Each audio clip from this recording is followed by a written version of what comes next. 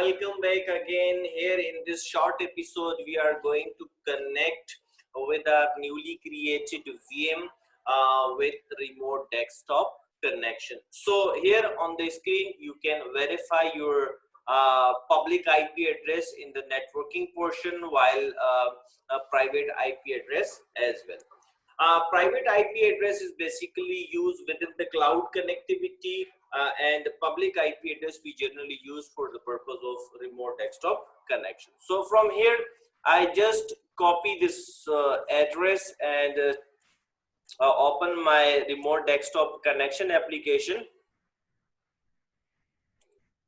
and let me share a screen with you. So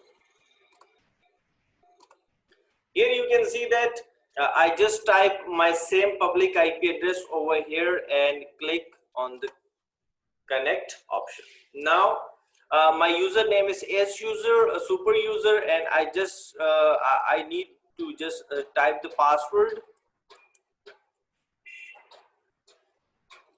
and click OK and click on yes.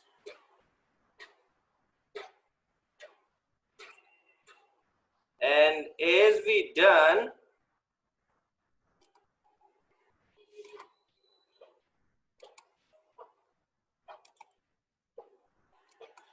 here you can see that now I'm connected with my newly created VM. I can verify operating system version from here, and here you can see that Windows Server 2016 operating system is exist on my newly created VM. I can also verify my IP address related information, and here I just type the ipconfig space / all command. So here you can see that I can verify all information related to the IP addresses. Here you can verify my private IP address for this VM. So let's start with the next episode and explore more options related to the cloud computing technology.